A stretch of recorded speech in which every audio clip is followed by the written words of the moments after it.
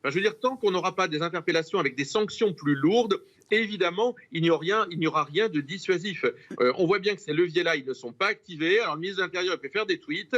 Tant qu'on n'activera pas une justice qui soit bien plus sévère, eh bien, on aura le même genre de problématique. Sébastien Chenu, vous l'avez peut-être entendu, vous avez provoqué la colère de Rosa Méziane, qui est avec nous sur le plateau. Oui, bien sûr, la réaction. Quand on m'explique, en fait, oui, c'est vrai, parce que quand j'entends en fait ce genre de choses, ça me fait effectivement bondir. Quand on m'explique en fait que les quartiers populaires sont formidables, qu'on a tout le service public disponible et qu'il y fait bon vivre, enfin moi ça m'amuse, mais j'aimerais bien dans ces cas-là qu'il y vive, parce que moi je vous le dis clairement, personne n'a envie d'y vivre dans ces quartiers et beaucoup ont envie de les quitter. Sur la question en fait de la sévérité des peines, ou en tout cas de la rapidité de la justice, moi j'y crois effectivement, et d'ailleurs je crois que le garde des Sceaux actuellement est en train de réformer en partie la justice des mineurs. Bien sûr qu'il faut, vous savez, 95% des jeunes qui ont affaire à la justice ne recommencent pas.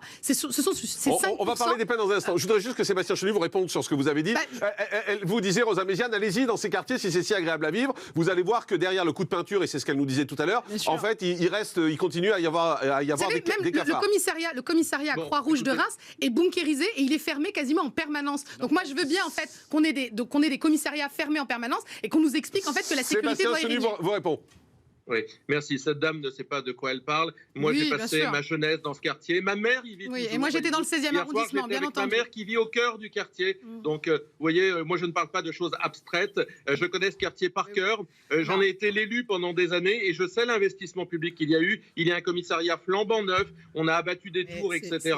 Et la mairie qui est en place, c'est une mairie de couleur politique. Donc, il ne faut pas raconter n'importe quoi. C'est un quartier que nous connaissons par cœur. La politique qui est menée depuis les années 80, qui n'a qu'un levier en réalité, qui est celui de la rénovation urbaine, qui est un levier nécessaire, mais n'est pas un levier suffisant. On connaît les points de deal, on connaît les familles qui posent problème.